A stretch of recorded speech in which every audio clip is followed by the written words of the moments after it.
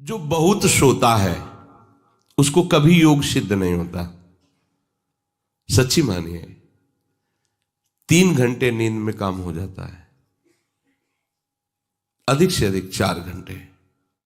ये सोना हमारे लिए बहुत हानिकारक है और ये सोना हमारे लिए लाभदायक भी है। दोनों बात समझना। जिसका स्वभाव बन जाता है कि जहां बैठे वहीं सो गए, जहां बैठे, ऐसा हमने देखा है। बैठे 2-4 मिनट जहां एका घोंटा बजने लगे, ये क्या है? ये दलिद्र क्यों? अरे तुम साधक हो, ये दलिद्रता क्यों? क्या यही उपासना में तुमने सिद्धि प्राप्त की है? जहां बैठ जाओ वहां तुम लड़खड़ा गए, लार बहने लगी, सोने लगे, घोटा बजने लगे। ये दलिद्रता है, ये तमोगुणी है। ऐसा नहीं। एक बार नींद को समय दिया है, 3 घंटे 4 घंटे, आ जाए तो आ जाए, नहीं उसको निमंत्रण नहीं देना, राधा राधा राधा, और जग कर फिर वैसे ही अपनी दिनचर्या, कोई भी फर्क नहीं पड़ना। आप अभ्यास कीजिए, कोई फर्क नहीं पड़ेगा। कई दिन बराबर जगने पर भी आपकी दिनचर्या पे कोई फर्क नहीं पड़ेगा। जो अपना स्वभाव बिगाड़ रहे हैं वो अपना नाश कर रहे हैं। अधिक पड़े हैं, सो रहे हैं, ये ठीक बात नहीं है। बार बार जो अधिक पड़े रह करके सोने का अभ्यास किए हैं, वो कहीं भी रहे, उनको बार बार नींद सताएगी। पड़े रहने में जिनको सुखानुभूति हो रही, सोने में जिनको सुखानुभूति हो रही, वो भजन क्या करेंगे? जो ज्यादा नींद लेते हैं उनकी गाढ़ नींद कभी नहीं होती है। मतलब अब सो चुके, थक गए, ऐसा नहीं आएगा। उनको बहुत प्रकार से विघ्न पड़ने लगते हैं, स्वप्न आदि आने लगते हैं, नींद का स्वरूप लंबा हो जाता है, 10 घंटे 12 घंटे। हमको एक ने बताया था कि हम केवल भोजन के लिए उठते हैं और अपने कमरे में ही पड़े रहते हैं, 18 घंटे वो सोते हैं। वह क्या जीवन आपका है? ये जीवन है? सोना बहुत हानिकारक है। अरे हम परमार्थ के पति के जितनी बार नाम जप कर लिए वो हमारे बैंक में जमा हो गया। सो के क्या बर्बाद करना है? 3 घंटे 4 घंटे, इसके 5-6 घंटे वो उनके लिए है जो बहुत श्रम परायण है, परिश्रम करते हैं शरीर से, साधक के लिए नहीं। 3 घंटे पर्याप्त है। आप अभ्यास करके तो देखिए, 3 घंटे में आपको बिल्कुल 24 घंटे के लिए तृप्ति मिल जाएगी। हाँ बिल्कुल ठीक है, अभ्यास कर लीजिए। दिन में लेटे रहने पर भी 1 मिनट नींद नहीं। अभ्यास कीजिए। अभ्यास अमृत है और अभ्यास ही मृत्यु है। आपने जैसा अभ्यास कर लिया, अमृत का अभ्यास किया तो अमृत है, और मृत्यु का अभ्यास किया तो मृत्यु है। भोगों का अभ्यास करना, सोने का अभ्यास करना, प्रपंच में अधिक रुचि रखना, ये सब मृत्यु है। नामामृत, लीलामृत, रूपामृत, धामामृत, इसका अभ्यास करो, अमृत है ये। शरीर उसका बहुत सोने पर भी आलस्य से भरा रहेगा। आलस्य के कारण वो भजन में जे भी बैठेगा 2-4 मिनट में ही माला छूट जाएगा और नींद आ जाएगी। ऐसा दर्शन होता है। वो बहुत कोशिश करते हैं, बस ऐसे हो जाते। ये कैसे हो गया? तुम्हारा क्या अभ्यास है? ऐसे कैसे कोई हम पे ऐसे कैसे हावी हो सकता है? कोई हमारे ऊपर ऐसा कैसे शासन कर सकता है? चाहे नींद हो या काम हो या क्रोध हो, आप क्या हो? आप समझो, आप भगवान के अंश हो और आप इतना अधीन होते चले जा रहे हैं शरीर के। सत्संग हो रहा है, आप मुंह बगाड़ के सो रहे हैं। कीर्तन हो रहा है, आपको झटके नींद के आ रहे। धिक्कार है आपको जीवन को। आप साधक हो, आप उपासक हो, ये क्या हो रहा है? जहां आपको संपूर्णतया सावधान होकर चैतन्य रहना है, वो आप सो रहे हो। कैसी आपकी दिनचर्या, कैसी आपकी साधना है? आप हो क्या? विचार करना चाहिए। डांटने की विषय नहीं है, कोई तुम्हें जगाए विषय नहीं है। भगवत कृपा से जीवन में कभी अलार्म नहीं बजाया कि हमको इतने बजे उठना है, पता नहीं उठ पाए कि ना उठ पाए। अभ्यास योग युक्त चेतसा नान्यगामिना, ऐसी स्थिति हो कि हम उठ ना पाए तो बात अलग की है। बख्शना नहीं इस शरीर को, अब भाई हमें चलो हम नहीं आ रहे, ऐसा नहीं। अगर सांस है, दम है, बिल्कुल इसको बख्शना नहीं। हम केवल आपको उपदेश नहीं कर रहे, बख्शना नहीं। शरीर के प्रति इतना प्यार नहीं दिखाना कि वो हमारे प्यारे से हमको दूर कर दे, ऐसा नहीं। ये जड़ वस्तु है, ये चैतन्य नहीं है। तुमसे ये चैतन्य है, तुम अपनी चैतन्यता को समझो, इसके अधीन हो रहे हो। ये तो बहुत बुरा लगता है जब कोई साधक सत्संग में या माला लेकर भजन करने में या पाठ करने में सो रहा है, तब लगता है। ग्रंथ सामने खोला है, थोड़ा पाठ कर ऐसे ऐसे। एक जगह दर्शन कर ले जाते थे, वो भागवत का स्वाद है। वो श्री जी के सामने भागवत पढ़ते पढ़ते नाक और माथा पूरी भागवत में रख दिया, और 2500 लोग आ जा रहे हैं ऐसे। तो उनको जैसे कहते हैं, पंडित जी श्री हरिवंश, हाँ हाँ श्री हरिवंश। अब ये हो क्या रहा है, ये क्या हो रहा है? अगर आपके अंदर नींद है तो आप चैन से 1-2 घंटे सो लिए दीजिए और फिर बैठिए, चैतन्य होकर बैठिए। ये अपमान है शास्त्रों का। आप चैतन्य घन प्रभु के वचन पढ़ रहे हैं, आपको नींद आ रही, प्रभु की चर्चा हो रही, आपको नींद आ रही। कभी विषय चर्चा में आपको नींद आई? कभी फिल्म देखने में नींद आई? नौटंकी नाटक देखने में? रिश्ते नातेदारों से बात करने में? रिश्ते नातेदारों, आपका लड़का विदेश में रह रहा हो, उसकी कोई बात बता रहा हो, आपको नींद आएगी? नहीं आएगी। लेकिन अपने परम प्राण स्वरूप आत्म स्वरूप श्री प्रियालाल की चर्चा हो रही, आपको नींद आ रही है। अब हो क्या हो, जरा विचार करके देखिए। तो ये आलस्य के कारण उसके भजन में भारी बाधा हो जाएगी। उसका योग कभी सिद्ध नहीं होगा जो अधिक सोता है। सबसे प्रार्थना है, आप अपने लिए नींद का समय निश्चित करें अपने हिसाब से, शरीर का परिश्रम देख करके। अब जैसे जो उपासक रात भर सेवा में लगे रहते हैं, हम उनके लिए कहेंगे कि चाहे दिन हो चाहे रात हो, आप 4-5 घंटे आराम से सोइए। प्रार्थना है कि सोइए, क्योंकि आप जवान साधक हैं। सोएंगे तो आपकी इंद्रियां फिर भजन में लगेंगी। आप अपने को देखिए, यदि आप कोई सेवा बल वाली नहीं करते हैं तो 4 घंटे से ज्यादा आप नहीं ले। अच्छा उपासक 3 घंटे में हो जाता है। अब आप लोग देख लीजिए, अपनी एक दिनचर्या में नींद का समय आप निश्चित कीजिए, और जो निश्चित कीजिए उसे कम से कम 10 वर्ष तो निभाइए।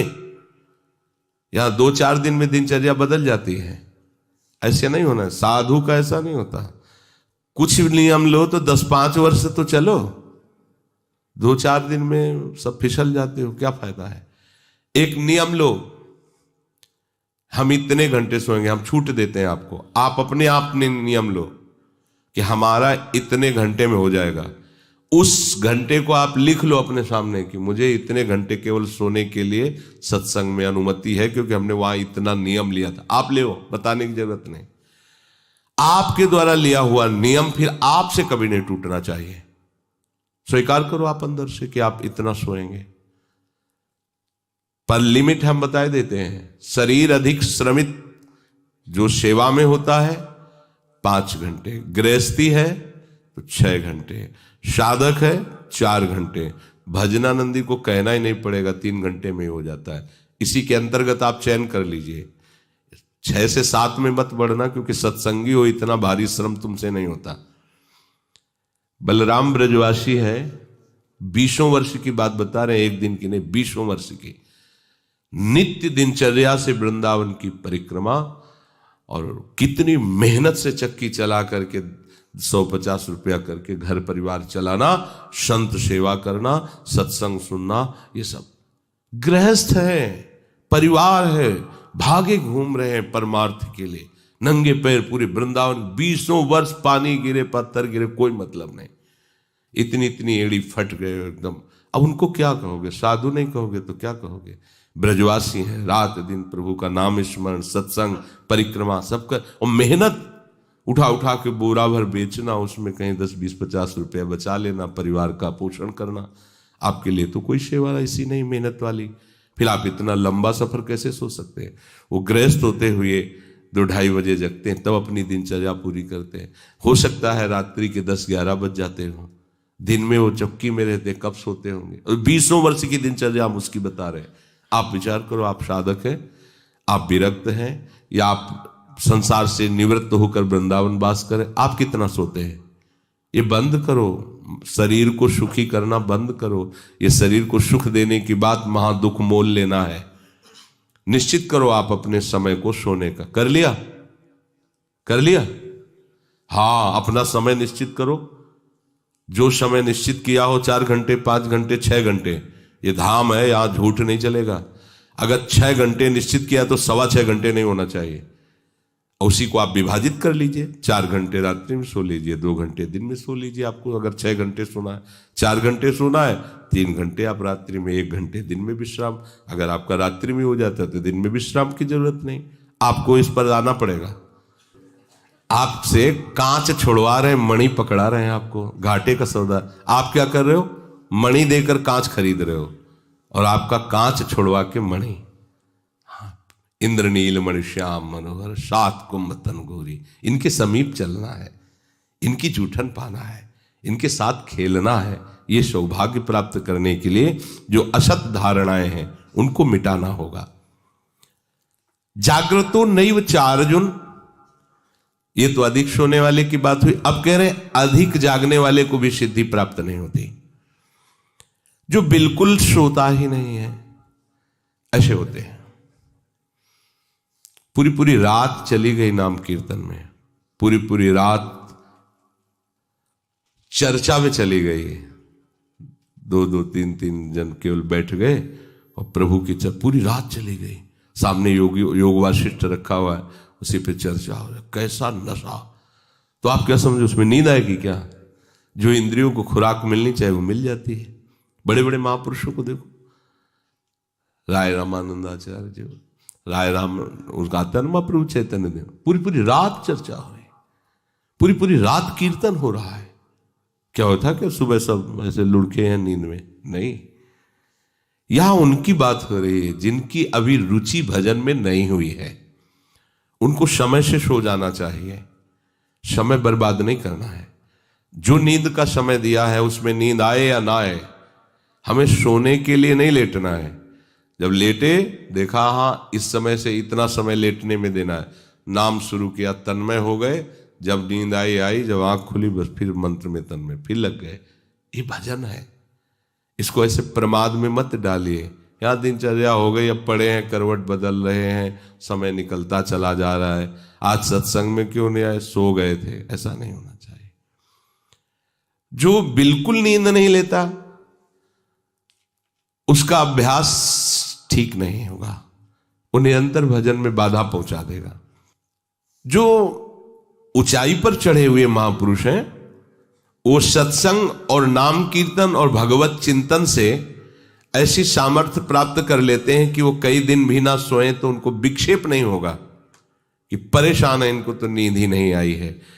क्योंकि उनके जागने में इंद्रियों को वो सब मिल जाता है जो सांसारिक पुरुष को नींद में इंद्रियों को विश्राम मिलता है, उनको भजन में मिल जाता है। परंतु उस स्थिति तक पहुंचने के लिए समय से सोना आवश्यक है। जब विश्राम और इंद्रियों को खुराक नींद की मिल जाती है तो वो भजन में हमारा ज्यादा सहयोग करते हैं। इसलिए उचित समय निश्चित करो नींद का, और उतना ही आप उसको शयन के लिए दो।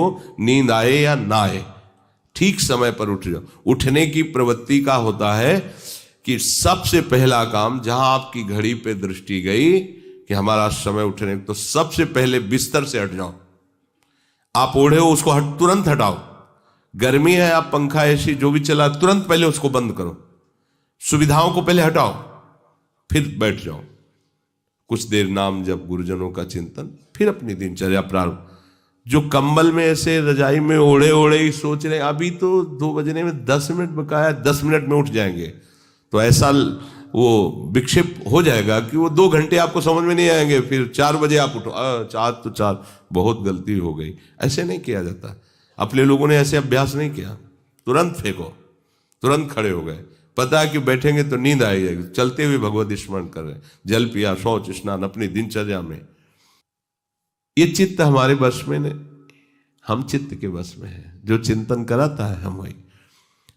कल एक उपासक प्रश्न कर रहे थे कि कभी कभी हमारा मन कहता है हम निहाल हो गए, कभी कभी मन हमको कहता कि कुछ नहीं मिला। तो तुम मन को गुरु माने हो क्या? मन को आराध्य देव माने हो क्या? मन को अपना मित्र माने हो क्या? ऐसे सलाहकार की क्या बात कि कभी कभी कहता है तुम जीवन मुक्त हो गए, कभी कभी कहता है तुम विषयी हो। उसकी बात थोड़ी माननी है। वो अपनी स्थिति बता रहा है, मन तुम्हारी स्थिति नहीं बता रहा है। जब कभी भगवदानंद में तो मन कहता निहाल हो गया, और जब विषयानंद में तो लगता मैं फंस गया। तो तुम उसको देखने वाले हो, तुम उसको चलाने वाले हो, तुम ही से वो चल रहा है तुम्हारी शक्ति से, तो तुम रो काहे को रहे हो, व्यथित क्यों? मतलब कोई भी प्रश्न करने के पहले आपने चिल्ला के रो दिया। अब सब प्रश्न का रहस्य नहीं मिल पाएगा आपको, क्योंकि पहले ही देख लिया कि आप नहीं। गंभीर किसी संत के पास जाने के लिए पहले गंभीरता पूर्वक प्रश्न करो। कोई भावुकता की बात आ रही है, आप रो देते हो तो अच्छी बात है। अब आप प्रश्न कर रहे हो, पहले तो चिल्ला चिल्ला कर रो रहे हो, पूरा वातावरण जो है आपने गंभीरता से रहित कर दिया। और दूसरी बात, आप समझोगा कि क्यों रो रहे हो। अगर प्रियाजू की प्राप्ति के लिए तो सभा में चिल्ला के रोने की जरूरत क्या है? प्रियाजू की प्राप्ति के लिए तो एकांत में रोइए, खूब नाम जप कीजिए। अगर सभा में आए हैं प्रश्न करने के लिए तो गंभीर रहिए और मुस्कुराते हुए प्रश्न कीजिए। ये रोना धोना नहीं, ये एकांत का विषय, अपने आराध्य देव के विषय में कभी भाव आ रहा है तो बात अलग की है। हम चित्त के अधीन हो गए हैं, बस इसको सुधार करना है।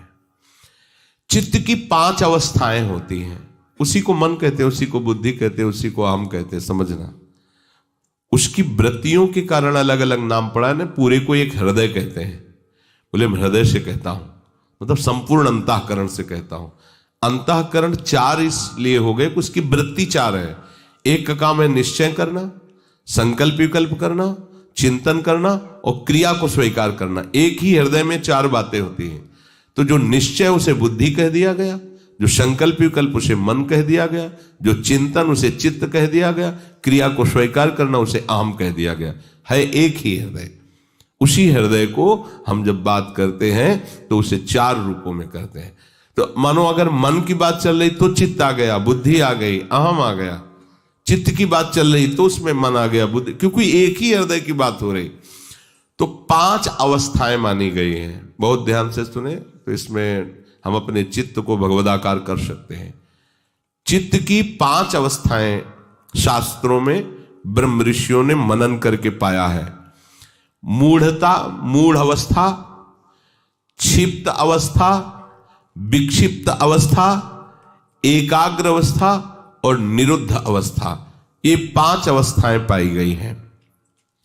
इनमें 2 से भजन नहीं होता। जिनके चित्त में ये 5 में 2 पहली वाली अवस्थाएं जोर की होती हैं, मूढ़ अवस्था और क्षिप्त अवस्था, उनसे बिल्कुल भजन नहीं होगा। वो पाप प्रवृत्ति में ही चित्त लगाने वाले जन हैं, उनसे भजन बिल्कुल नहीं होगा। जिनके ये विक्षिप्त, एकाग्र और निरुद्ध ये गौड़ हैं, एकदम दबे हुए हैं, और मूढ़ता और क्षिप्तता ये जागृत है, बहुत विशाल, उनसे भजन नहीं होगा, साधन नहीं होगा। वो पापाचरण रत रहेंगे, दान पुण्य भी करेंगे तो अहंकार की धरा में होगा। अब यहां से शुरू होता है साधन। विक्षिप्त से कभी भजन होता है, कभी विषय चिंतन होता है। ये विक्षिप्त चित्त का होता है। कभी प्रभु अच्छे लगते हैं, कभी संसार अच्छा लगता है। अभी ये आगे पद्धति नहीं बढ़ी, ये विक्षिप्त है, पर ये अधिकारी है भजन का। इस अधिकार वाले उपासक को जब साधु संग मिल जाता है और सत्संग मिलता है, तब वो बार बार सत्संग के प्रभाव से विक्षिप्तता को अगली पद्धति में बदल देता है, एकाग्र। अब वो एकाग्र होने लगता है कि मेरे जीवन का उद्देश्य केवल भजन है, केवल प्रिया प्रीतम की प्राप्ति है।